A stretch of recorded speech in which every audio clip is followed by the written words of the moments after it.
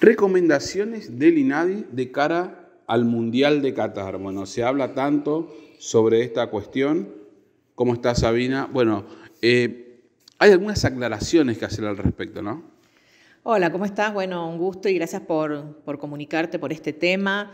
A ver, el INADI hace unos días atrás sacó lo que se titula Recomendaciones para la cobertura del Mundial de Qatar 2022.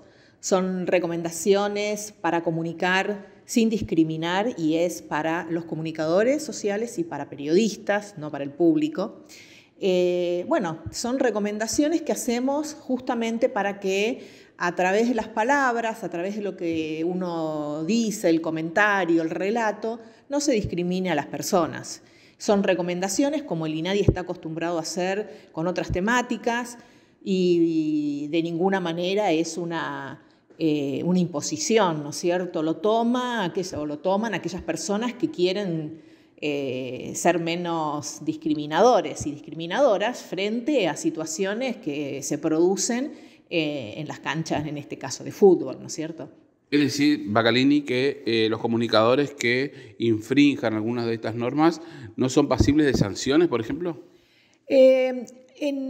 Para los argentinos y como he estado viendo en los medios, se asustan sobre las sanciones, hay países que nosotros miramos mucho, a los que miramos habitualmente mucho y nos queremos parecer, que ya tienen leyes donde se sancionan este tipo de cosas. Ustedes han visto que muchas veces en las canchas de fútbol, en los partidos europeos, por ejemplo, a jugadores que han dicho o han tenido actitudes racistas frente a otros compañeros, hinchadas, se sanciona a los clubes. Hay leyes que se sancionan.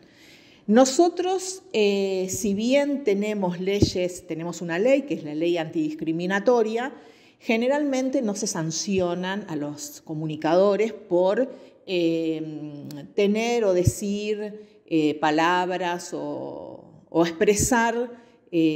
expresarse de manera discriminatoria frente a otros o a otras situaciones.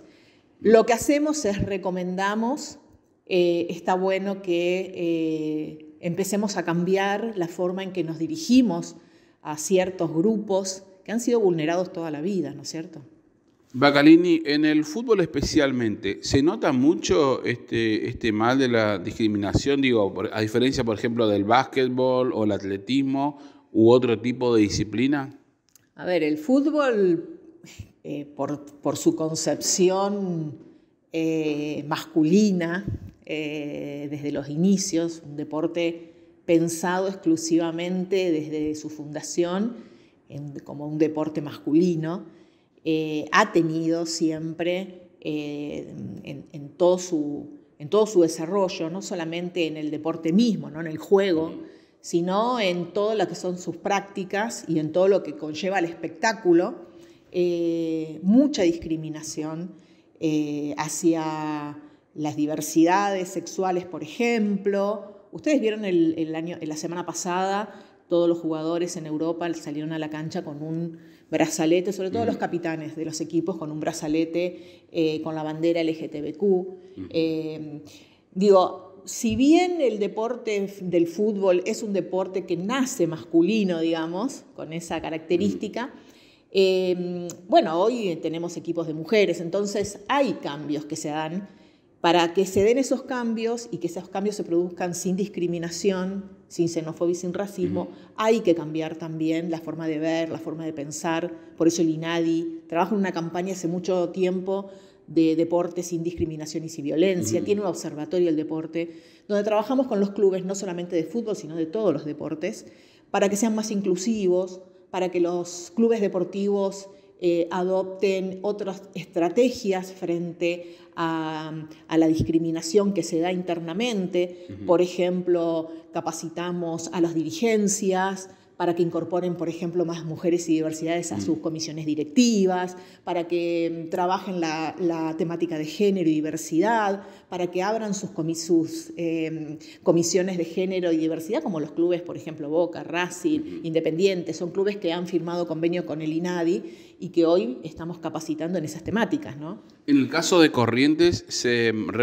desplegó algún tipo de firma con clubes o entidades o son un poco reticentes? Sí, la verdad que nosotros estamos trabajando con algunos clubes que nos llaman, que se comunican, son muy pocos, por ahí en el interior donde ha habido algunas situaciones de discriminación, sobre todo en el caso, por ejemplo, de niñas que han querido ser partícipe de los equipos de fútbol, pero realmente es una temática que todavía no se visibiliza mucho. Los clubes son bastante reticentes a trabajar las cuestiones de género, creo que por desconocimiento, por temor muchas veces, pero nosotros la verdad que estamos intentando llegar a todos los clubes de los barrios, a los clubes grandes, chicos, por ahí no hay tantos clubes formados, si bien los hay, ¿no? Sabemos que sí, pero por ejemplo hay muchos equipos que se arman en los barrios y bueno, tratamos de llegar a todos, ¿no? Uno ve, por ejemplo, recorriendo instalaciones de fútbol 5, por ejemplo, o en las canchas, en los barrios, el fútbol mixto.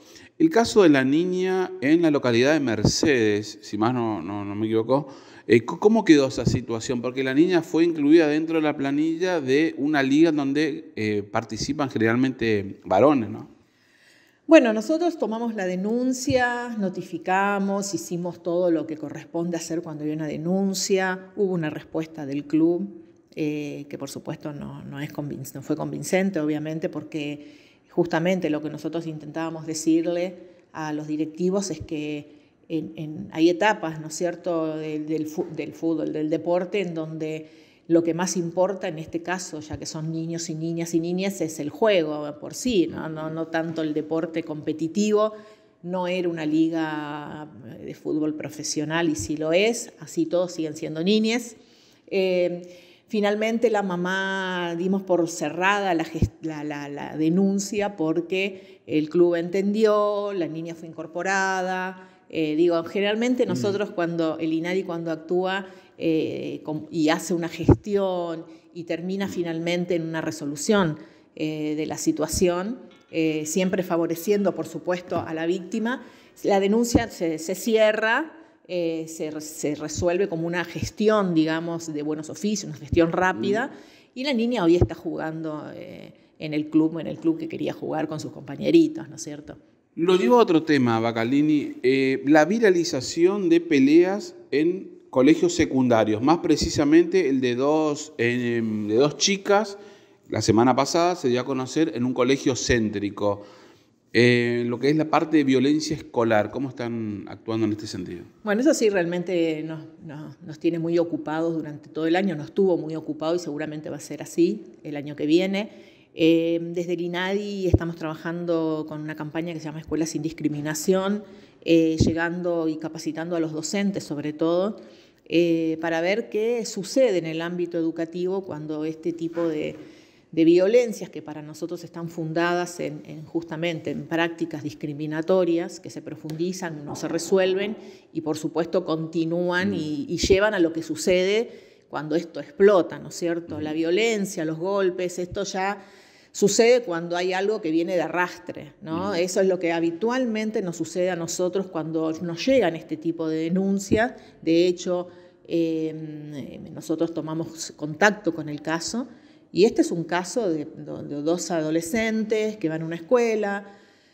que uno hablando surge que hay un trasfondo que tiene que ver con un caso de acoso escolar, de bullying, como se lo denomina, que tiene que ver con no afrontar desde el ámbito educativo, en este caso de los directivos y de los docentes, no afrontar y no agarrar a tiempo una situación que finalmente termina con este hecho de violencia, que esto es lo que se hace visible. Son como los casos cuando uno habla de violencia de género, ¿no es cierto? De vos venís arrastrando situaciones que, digamos, culmina con un acto de violencia visible, pero en realidad esto tiene que ver con lo que no se hace más que con lo que se hace, ¿no? Con lo que no hacemos los adultos, porque lo que pasó fue frente a la mirada del adulto, de los adultos responsables. Lo que más nos preocupó fue, ¿no?, aparte de todo esto, digamos, que no se termina de resolver y que generalmente se resuelve con una sanción, nada pedagógico. Lo más grave fue, primero, obviamente, la publicación de las imágenes. Las imágenes de adolescentes, niños y niñas, esto sí, no se puede hacer por ley, ¿no es cierto? Así que sí, ahí están infringiendo la ley. Y segundo, los comentarios de los directivos, ¿no? Realmente que generan violencia, promueven la violencia, dar a conocer los nombres de las familias y los barrios no tiene sentido en esta situación. Para nosotros fue un acto discriminatorio y aparte una incitación a la violencia, ¿no? Muy bien, muchas gracias. No, muchas gracias a ustedes, como siempre. Un abrazo.